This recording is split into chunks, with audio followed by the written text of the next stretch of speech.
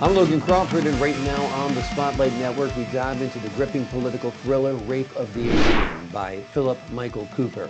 Set against the backdrop of European intrigue and espionage, this novel unravels a high-stakes conspiracy involving a covert coup, international alliances, and double agents racing to prevent chaos. With its pulse-pounding narrative and unforgettable characters, this book is a must-read for fans of espionage and suspense. We're delighted to have this very talented author join us here today on Spotlight. We thank the team at Prime 7 Media for helping us put him in the spotlight today, and we ask viewers like you to support authors like him by subscribing to our channel and by purchasing his remarkable book. The links are below this interview. Philip, great to see you here today on Spotlight. Thank you so much for joining me. Thank you for having me. This is a great story. I'm curious, did your background in investment banking influence the story a bit? Some of it, because within the story there is a sort of run on the euro. So I took, and the way it's portrayed in the book, I took that from my investment banking background on how it could be done. But the other influences were I was actually married to a Greek girl and living in Greece, and her father had been imprisoned for being one of the colonels in the coup in 1967. And he didn't get, he wasn't put in prison for that. He was put in prison because he attempted, with a few others, to assassinate President Makaris of Cyprus. That was the thing. He got caught and he was put in prison. But he was out by the time I met my second wife. And yeah, he just kept telling me all these stories about the background of why it happened, how it happened. And that was one of the inspirations to, get behind into the political scene of Greece. And the other was while I was, well, in 1984, a terrorist group was running amok in Greece. It's called the November the 7th group. Mhm. And they assassinated 23 high profile people in Greece, including the American CIA station chief and several other high standing Americans and British, etc. It was a it was a communist Mm. terrorist group. Yeah, And they were for 25 years before they were caught. amazing. And that was another inspiration because it's information that probably people outside of Greece didn't know. It wasn't broadcast worldwide. Right. So it's sort of again showing the behind the scenes what is going on in Greece. Exactly. And every time you borrow from real life, it just makes the novel feel more real, which Yeah, is great as yeah. well. Let's give the folks at home an overview of the story.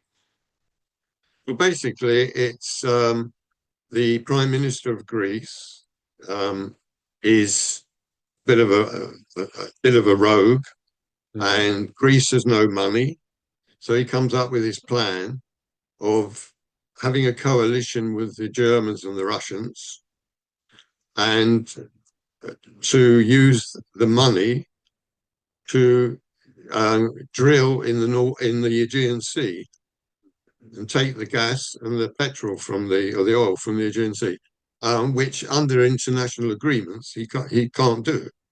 I mean, they can't do because Turkey's on one side, etc., etc. So they can't do that. But he forces that through. But at the same time, MI6 in London realised that something's amiss in Greece, and they're moving kind of more to the left than they should be, and they organise a coup, an army coup, and the the finance minister is assassinated, and the prime minister um, he he forgotten the word now. He blackmails um, Alex Kalfas, who's the justice minister at the time, to become the finance minister and announce to the world what Greece is going to do. In other words, they're leaving the European Union and they're going in partnership with Germany and Russia. And then after that, it's basically how it all unfolds into how they, sort of try and stop this going on. Yeah. It's a great premise. It's a great story. Lots of action, very thrilling. Have you envisioned it as a movie at all?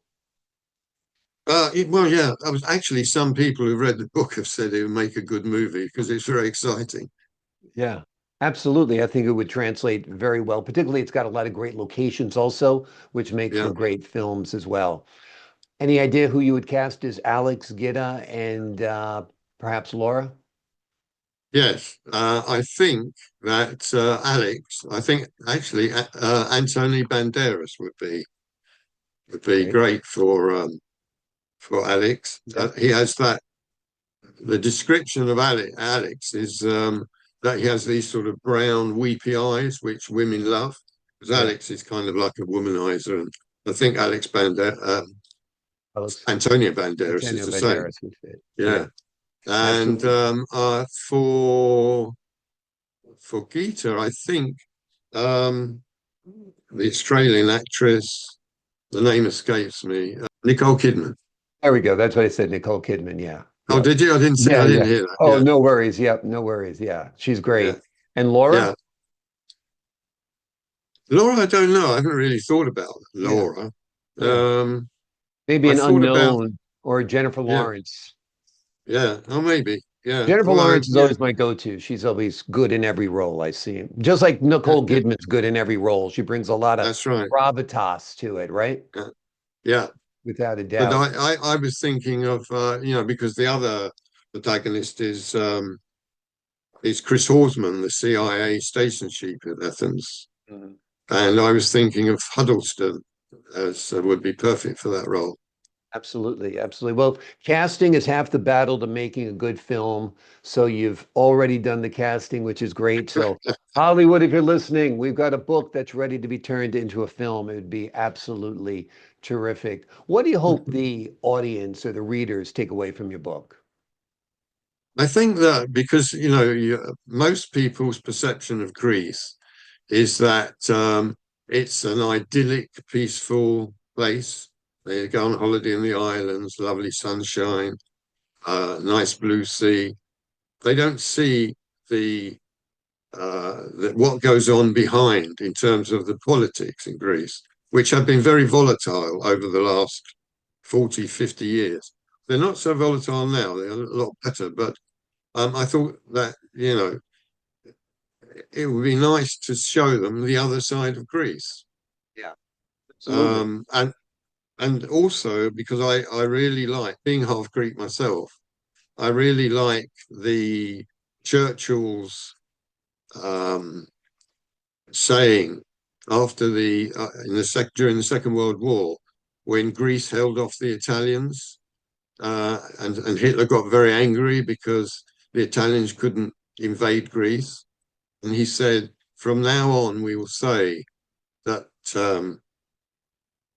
Uh, Greeks won't fight like heroes, heroes fight like Greeks. Mm. That's great. And it's, That's a great yeah. saying. Yeah. I think we in the States are going to have to adopt that. Yeah, that's a good one. Yeah, it's a great one. Are you planning a sequel for this book or are you writing anything new? It's already written. Oh, okay. It's called Smokescreen, and it's about Mhm. 10 years on from the setting of Rape of Aegean. And it's around again, it's a political thriller, and it's around the argument that North Macedonia have been having or were having with Greece about Macedonia in northern Greece and about the name. And the Greeks didn't want them to have the name and so forth. And North Macedonia was saying, well, we've always had peace in Macedonia. And or basically in the end, um, the name stuck and they are called North Macedonia. But this is fiction in that the one of the biggest industrialists of North Macedonia actually tried to invade Macedonia and Greece, Hmm. and it's Very around that interesting. story. Sounds like a great story. Uh, Is that published already? that's published already. It's called Okay, great. Smokescreen. Yeah, Wonderful. So the folks who are fans of this book can follow up with the sequel of Smokescreen, which sounds terrific. Are you expecting a third book? Are you going to make it a trilogy, or you'll see how it happens? Just finished. I just Oh, finished it. okay. The It's like third I'm a one. mind reader here. Yeah, right. Yeah. Great. Yeah, it's What's your called. trilogy, the third chapter called, third installment? Well, this is a bit of a hybrid because I've always wanted to write a science fiction book. Okay. So what I've got is it's really a crime adventure in the beginning of the book, Hmm. and it switches into for certain events that happen. It switches into science fiction, but it's Alex Calfas again, and the same characters in the book. Wonderful. Um, it starts with the premise that people look at the ancient civilization and say, hey, they must have had help from somewhere. They couldn't suddenly know how to build, like the Parthenon and those great buildings. And the help was from outer space. Yeah. And that's how it starts. And the knowledge that these people from outer space had, they gave to these great men like Pericles and Aristotle and so forth. Yeah. And that's how it, whether it's, whether it's silly or not, I don't know. Well, you But never know. I mean, there was a great leap of intelligence and creativity during that era. And yeah, did it come from the heavens above? Did it come from aliens? Who knows? So that's a good explanation as any. But certainly, the ancient Greeks were light years ahead of everyone else. So they that's a were. good Yeah, explanation for yeah. it. Well, the name of the book we've been focusing on today is called The Rape of the Aegean. It is set against the backdrop of European intrigue and espionage. This novel unravels a high-stake conspiracy involving a covert coup, international alliances, and double agents racing to prevent chaos. It is a real thrilling thriller. You won't want to miss it. And there are 3 books in this series. First 2 are out already, ready for purchase. The Rape of the Aegean and Smokescreen, both written by Philip Michael Cooper, who is a terrific writer and an even better guest. Philip, thank you so much for joining me here today on Spotlight. Thank you so much for having me. I appreciate your time, your wit, your wisdom, and your insight. To the folks at home, I'm Logan Crawford, thanking you for your time this time. Until next time on Spotlight.